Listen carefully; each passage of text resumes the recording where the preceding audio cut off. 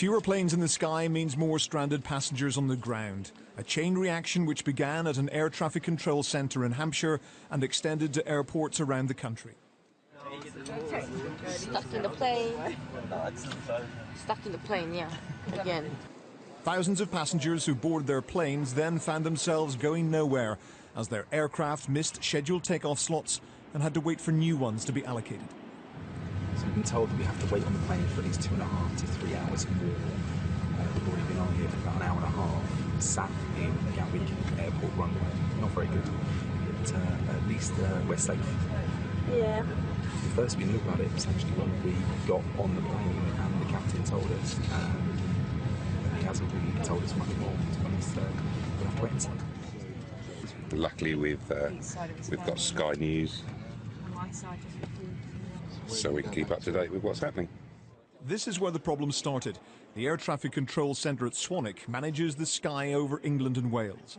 A fault in the internal telephone system meant they couldn't cope with normal daytime traffic levels. As the traffic builds up, we split the sectors into smaller areas so that we can deal with more aeroplanes. And as we started to do that this morning, we were unable to open additional control positions, which meant that we were effectively stuck in the nighttime configuration. So we could handle nighttime traffic levels, but we were unable to handle the demand that we knew we were going to get through the morning. It meant a 20% reduction in the amount of air traffic over the country.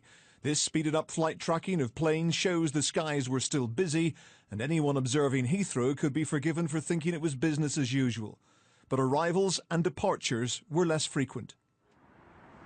Even at weekends, Heathrow operates at 99% capacity. There's virtually no flexibility in the system. So the only way airlines can deal with the sort of delays we've seen today is to cancel short-haul flights in the hope of protecting long-haul departures. Because if the problem goes international, it can take days to get back on schedule.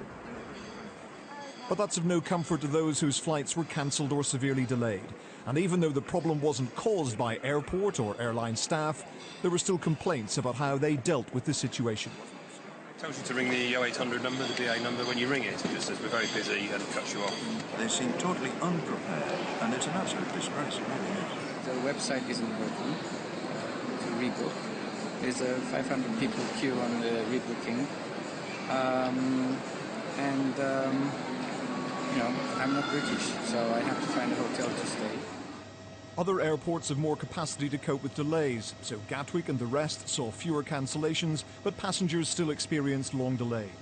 And it's not just paying travellers who get irritated by problems beyond their control. The airlines do too.